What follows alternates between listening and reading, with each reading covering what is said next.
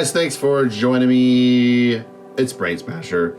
Thank you, all 1,800 of you, for subscribing, watching, joining, yada, yada, yada. Sorry, it's kind of been a while. 2 weeks now. It's been a long time since I let 2 weeks pass by without, you know, a collection update or whatever, but it's been pretty fucking hellish, stupid. 2 weeks with, you know, Christmas in there. Who fucking cares about the birth of Jesus Christ? Shut up. There's been holidays, holiday shopping, working a shit ton of overtime, 13-day stretches of work, 10-hour days. I found myself dealing with a fucking kidney stone for the first time in my life. It's still in me. I have yet to pass it, so bear with me. Also, passing of my grandmother, maybe soon, the passing of another one of my grandmothers. It's been fucking sheer chaos all over the place, but happy to have a night off. Actually, 4 nights in a row off for the first time in 4 fucking ever, thanks to New Year's. Been kind of going crazy here and there, but it's all good. Crazy is a way of life as well.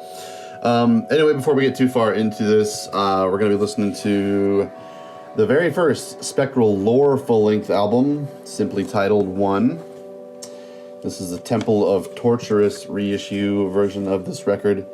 It's been a long, long time since I listened to this album, and I'm kind of forgetting how much ambient versus metal there is involved in its what have you. So, sorry if it's a lack of metal. Anyways, speaking of a lack of metal, things I have been listening to that aren't metal and are kind of reflective of, I guess, what hurried and chaotic sort of state my life has been in. The latest craze that me and my girlfriend have been enjoying listening to is pretty fucking weird. And I find, I don't know, I guess it's only really validated by how much has been occupying my mind when I'm not listening to what we have been listening to, both together and apart. But so this all started a year or two ago or so, when I discovered that YouTube had a speed feature where you could speed up a video, slow down a video, and we got to thinking, wouldn't that be funny if we started listening to, you know, see what artists there were, singers, songwriters, or what have you. Just take songs that you knew and slow them down, speed them up, just mess around with it, see what happens. So we wound up watching this George Jones video called "Who's Gonna Fill Their Shoes?" George Jones, the slow country singer. And I was like, let's watch a George Jones video on half speed. Let's just see what happens. And I felt like it unlocked a fucking portal into absolute inner dementia. And so every once in a while we went back and just watched this George Jones video on half speed. And it's hilarious, it's weird, and it just kind of sticks with you. So the other day I just decided I'm going to download this whole George Jones record and slow the audio files down 50%, re-encode them, and start listening to them. And I shit you not, we've listened to half-speed George Jones maybe once a day for the last week or so while I'm trying to pass my fucking kidney stone.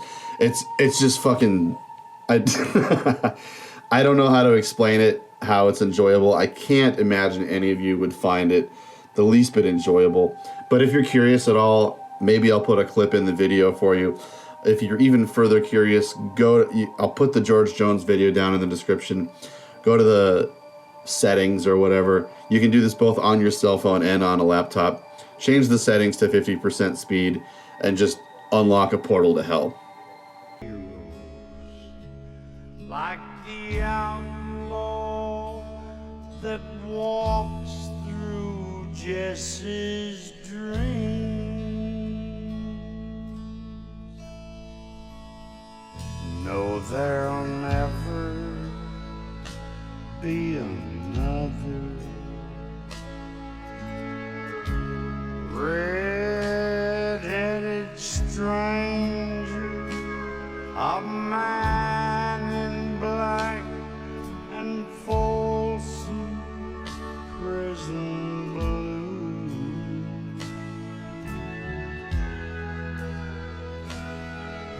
Secondly, another artist I never would have found myself enjoying, I don't think, is called Future Islands. Really super popular act. Just really hit a fucking perfect nerve for me. I watched their performance on David Letterman, and I don't know, the dude is captivating.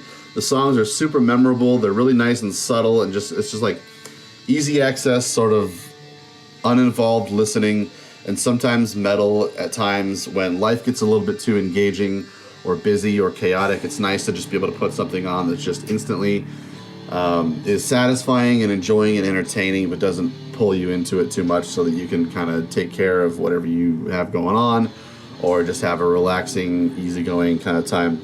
It's something that we as metalheads, I think, kind of forget, that metal really is a busy and chaotic and involving and engaging kind of thing. And I think in that way it pulls in people who have a short attention span or need to be fully, widely, hugely engaged with entertainment or several things at the same time in order to be just appeased and at a sentient state. So Future Islands was great. If you're into that, I would be surprised also. But that brings us to an album that I actually wound up buying a copy of. I first became aware of this album on Nordvis's Instagram. It said, without a doubt, album of the year. And he posted a picture of this record, Colter Wall. So I gave it a listen. I thought, wow, that's sounds like a country western singer. It's been doing records for many, many years under the radar, and finally put out an album that, I don't know, just kind of struck all the right chords, or finally wrote some good songs, or worked with a different producer or something. It just kind of seemed like, wow, I'm just kind of surprised I've never heard of this guy, because I'm a big fan of guys like Townes Van Zandt, Steve Earle, Blaze Foley, stuff like that. And so I went listening to this album for a week or so, pretty much enjoying it, thinking this is just some talented old fart who's finally made a good record. But I got to look into him further. Colter Wall is 23 years old, and he's pretty much got the voice of Johnny Cash in a ways. His songwriting style, I wouldn't say, is exactly like Johnny Cash or anything. His songwriting style echoes a lot of the greats, like Arlo Guthrie, Woody Guthrie, Hank Williams, Johnny Cash. A lot of Blaze Foley influence too, a lot of Townes Van Zandt influence. He's really all over the map of the greatest country songwriters that I've ever heard. It's not a genre that I visit all that often, but there are certain albums that I just hold absolutely near and dear to my heart, and I go back to them in fairly regular rotation, and especially Blaze Foley. He's just been the country folk artist of the last few years that has just completely taken over a lot of space in my listening time. He's just somebody I adore totally. So anyways, Colter Wall is a brilliant fucking songwriter, and he's only 22 years old. He's managed, it seems, just to... there's been, I think, a lot of sort of deconstruction and reconstruction of well-beloved genres that maybe we loved as kids, or our parents loved as kids, and we loved with our parents or so, and kind of reauthoring or maybe recontextualizing styles of music, and just kind of seeing if we can sort of break the code on certain kinds of music. And I feel like this kind of thing has been attempted quite a bit to varying degrees of success. Mostly I don't care. But this one just hits the nail on the fucking head to a T. This album is brilliant, and I'm going to be seeing him live in March, and I really can't wait. These songs are really, really catchy. There's a nice variety and style and songwriting to all of them, but really what it comes down to is there's just barren guitars, lyrics about drinking and smoking, women done you wrong. Everything that makes a good country record is here in this record. In fact, I told a friend of mine who happens to like Colter as well that the only thing wrong with him is that he's not dead. This is the music of all our dead country heroes. in a 22-year-old man. So it's exciting that it's done so well. There is a little bit of an amateurishness, sort of a novice appeal to the album, so it shows that he's got years of potential. I'm sure he's going to pick up many bad habits that are just going to make his music all that much better, and who knows what he's going to find himself into with the success of his album. But I think the world of this record, really. So let's get into some metal. Thanks for sticking with me through that. Today I got in Esoteric's The Pernicious Enigma. This album came out in 1997, and I picked it up because my friend Chandler Brown, who I talk to frequently about metal, recently started up his own channel after I've been pushing him and poking him to do it for so long. And one of his videos, and I'm going to actually wind up doing this video as well, is Metal of the Year 1997. So he picks out 20, maybe 10 of his favorite albums from 97. And this was one of them. And, you know, I think I downloaded this maybe 10 years ago or so. Checked it out. It struck a chord, and I just kind of forgot about it. Albums like this can kind of get buried in your MP3 collection once you get so fucking many of them, as I once did. And what I've been doing really is just going back and buying albums on CD from the 90s that I want to revisit, but not on MP3. So this is a double album of complete, utter, desolate doom with a minimal hint of death metal influence here and there. I listened to it today for a little bit, kind of on low volume while I was driving around, and yeah, it's a pretty interesting listen. It's just vacuous as all fuck. It's a heady mind trip of an album. It kind of reminds me of maybe if you took Skepticism's Stormcrow Fleet, mixed it with Moss's Chthonic Rites, which to me is, like, really both of those albums are just pillars of monolithic funeral death metal doom. Sorry.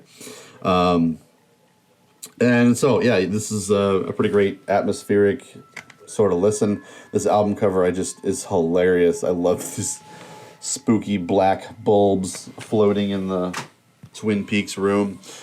Other stuff I've gotten in, let's just randomly go through. This is Der Weg einer Freiheit's latest with Finisterre. Picked this up on Amazon. Seasons of Mist put this out, so they're signed on Seasons of Mist. I didn't really like these guys' last record. Can't remember what it's called, but I liked their debut quite a bit. Didn't like the last one. Checked this out for a few minutes and really dug it. Ordered it immediately. At times, they can harness the blazing fury that Marduk does with that sort of like twinge and almost hint of melodicism, but at fucking breakneck speed that Marduk does. But these guys, and like Marduk isn't a band I listen to very often, certainly not their more recent albums at all. But these guys offer a way more variety to their songwriting, and I feel like that lends so much more validity and punch and power to the times when they are super intense, like in the Marduk parts. So I mean, it's a really gripping and interesting, fascinating listen. The drumming is just insanely fucking through the roof, over the top talented. This guy is just an amazing drummer. So yeah, Der Weg einer Freiheit, links below, of course. Next, we've got Verge with The Process of Self-Becoming. I talked about this in my year-end list because it was one of the best albums of the last year. It was an honorable mention because they didn't have a copy of it. Well, I have a copy of it now. Voidhanger put this out, I want to say just a couple of months ago, really. This finds the band kind of stepping away a little bit further from their more black death metal. Why do I keep throwing in death metal in all these phrases? I'm a little bit out of it today. It's been a weird couple of weeks here. Anyways, this is a lot more post-black metal, as I said, than their previous stuff. This is a concept album on existential self-becoming, becoming what one is, and the inevitable crisis inherent in the process. The album concept, loosely based on philosopher Soren Kierkegaard's theory of existential stages. So, there you have it. It's intelligent, it's great, there's a lot of really clever songwriting in here. I think it's kind of, if you're interested at all, it should kind of pull you out of your ordinary listening habits, but not too far. I think it's a pretty nice and safe thing to try out. The Process of Self-Becoming by Verge, really great stuff. How about some vinyl? How about a fucking classic, Pust Mirka by Isengard. Sean Count Blegaras showed this off, I think on Instagram or something the other day, and I realized, you know what? I've had their OG copy of this in my Discogs wish list for, I don't know, a year or two, and it never goes for below $60. And this is really one of those albums that's just firmly ingrained in every meat of my being. I've listened to this album to fucking death. So, why not get an LP copy of it? Peaceville reissued this 5 years ago, I guess. So this is a black vinyl edition of it. Little Peaceville poster here. So, just black vinyl. A couple of lyrics on there from Nestle Box. Killer fucking record. Yeah, I was lucky enough to get into this record back in like 97 or so, soon after it had come out. And honestly, you know, it's one of those things that's really left of typical metal, so I'm kind of surprised that it resonated with me so much back then.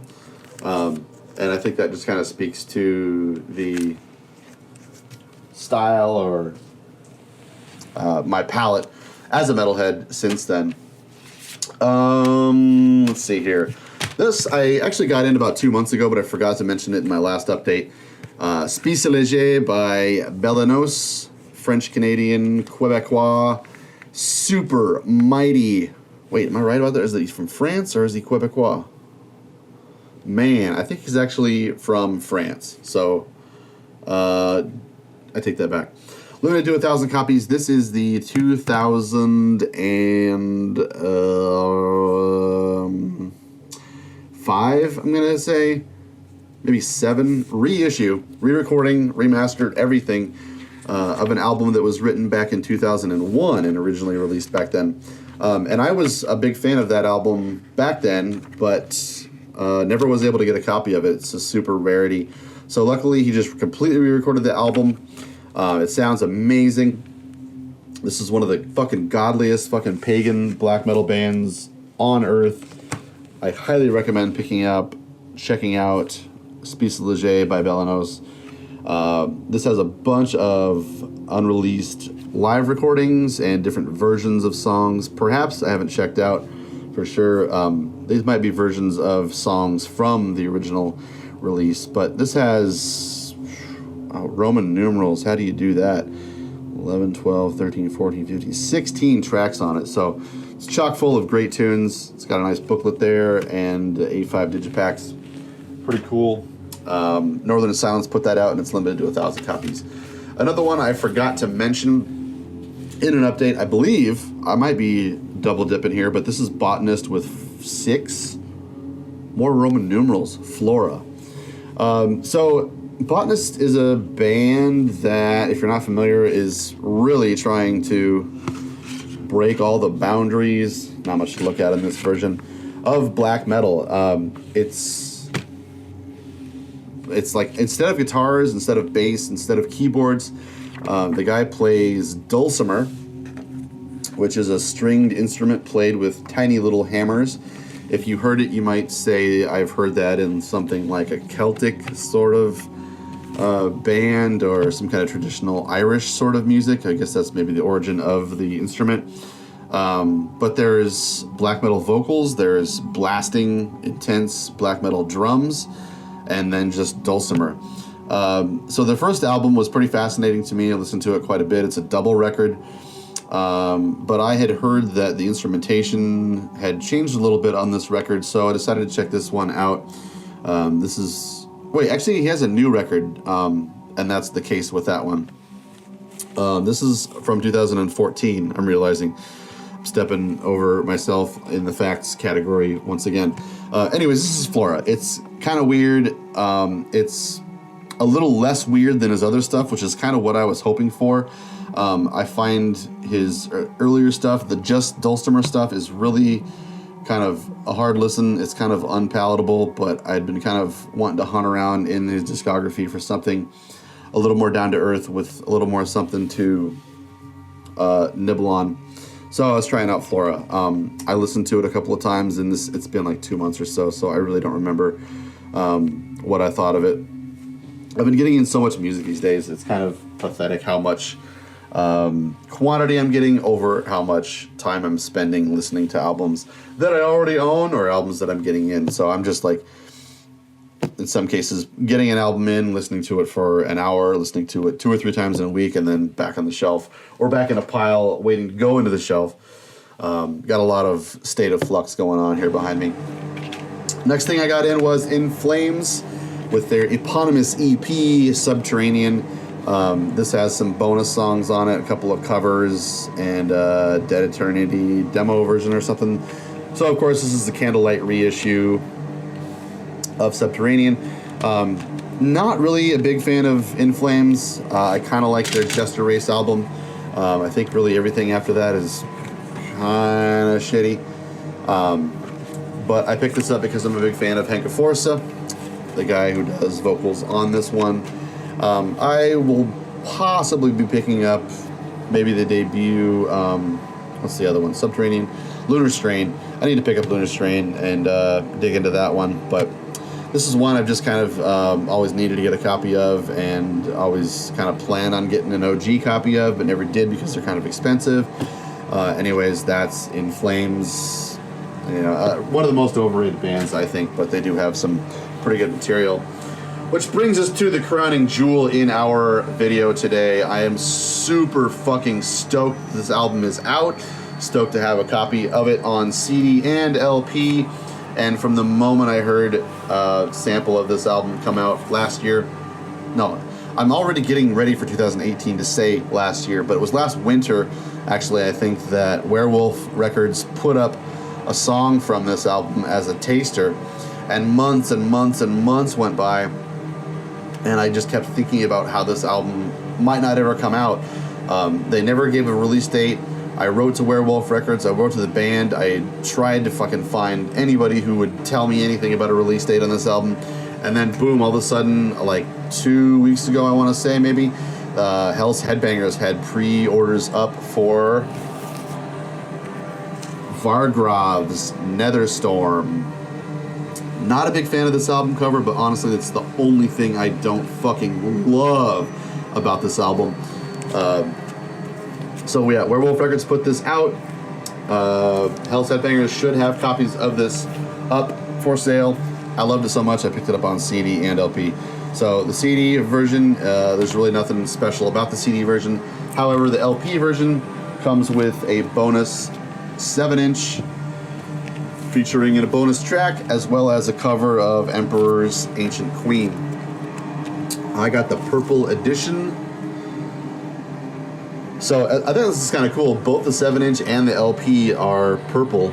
I don't know if the black version of the thing is like also a black 7-inch. I guess I would assume so. Never re-sleeve on camera. Why don't you listen?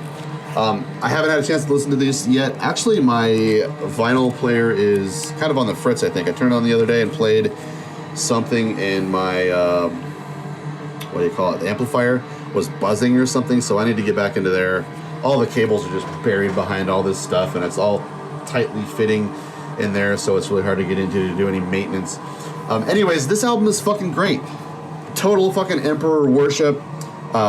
And, you know, I hear a lot of bands, like I said, kind of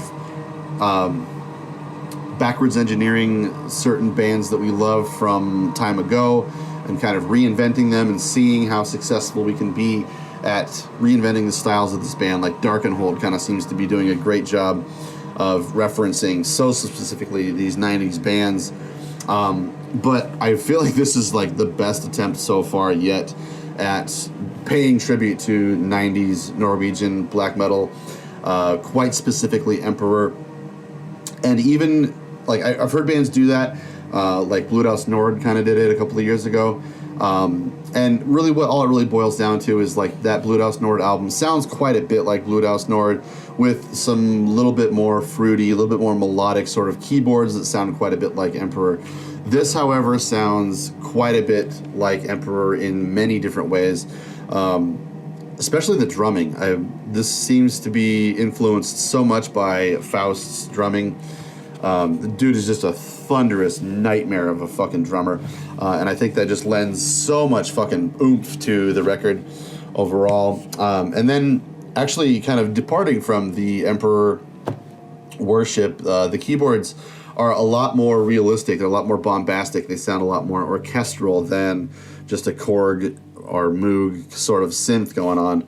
Not really sure. I don't really know enough about keyboards to know what Emperor used back then, but maybe Korg is a good reference. Anyways, this sounds a lot more realistic, and I think in that way kind of sounds maybe a bit like more like mid-era Dimmu Borgir.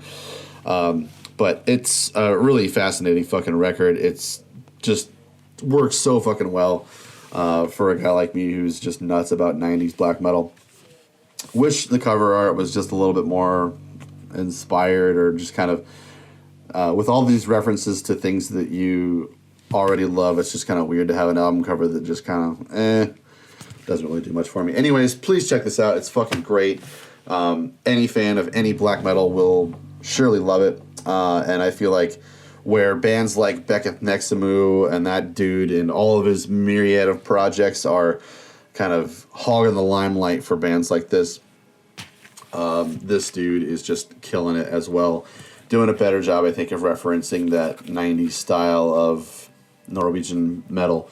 I guess Beckett Nexamu kind of sounds a little bit more Swedish than anything. Anyways, I think this deserves a little bit of the spotlight that those bands are stealing. Anyways, so that's the end of my update. I'll quit blabbing and enjoy the video. We'll see you next time. I don't know when it's going to be, but yeah, thanks for joining me.